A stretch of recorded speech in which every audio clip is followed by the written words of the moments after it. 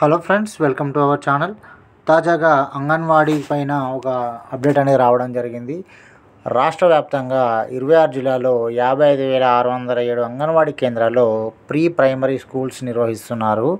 ఈ కేంద్రాల్లో 3 ఏళ్ల నుంచి 7 ఏళ్లలోపు వయసున్నటువంటి 8,02,573 మంది చిన్నారులు చదువుకుంటున్నారు.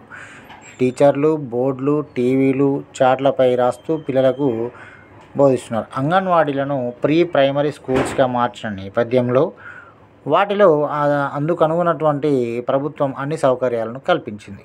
అన్ని ప్రాజెక్టుల చైల్డ్ డెవలప్మెంట్ ఆఫీసర్స్, సూపర్వైజర్స్, కార్యకర్తలకు ప్రత్యేక శిక్షణ కూడా ఇవ్వడం జరిగింది. దీంతో రాష్ట్ర వ్యాప్తంగా ఉన్నటువంటి 55,000 ప్రీ ప్రైమరీ స్కూళ్లలో టీచర్లు చిన్నారులకు ఆంగ్లంలో ఓనమాలు దిద్దిస్తున్నారు. ఈ మేరకు మహిళా శిశు సంక్షేమ శాఖ ప్రీ స్కూల్ సిలబస్ను సైతం రూపొందించింది. వీటిలో భాగంగానే అంగన్వాడీ కేంద్రాలకు కూడా ఈ ఆంగ్ల విద్యను చేరువ చేశారు. మరి పౌష్టికాహారం అందజేయడము చిన్నారుల్లో మానసిక ఆనందమే కాక వాటి లక్ష్యంగా ఏర్పాటు చేసినటువంటి అంగన్వాడీ కేంద్రాలను ప్రీ ప్రైమరీ స్కూల్స్ అంటే వైఎస్ఆర్ ప్రీ ప్రైమరీ స్కూల్స్గా ప్రభుత్వం మార్చడం జరిగింది.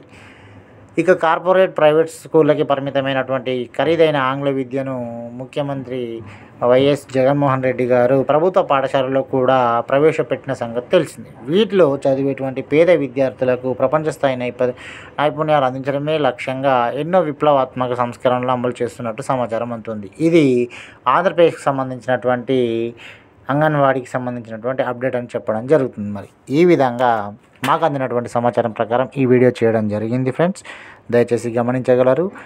ఇక ఉంటానండి. నేను మీ వంకాల సతీష్ కుమార్. మరి ఈ వీడియో కనుక మీకు నచ్చినట్లయితే లైక్ చేయండి, షేర్ చేయండి. ఇంకా ఎవరైతే మన ఛానల్ని సబ్స్క్రైబ్ చేసుకోలేదో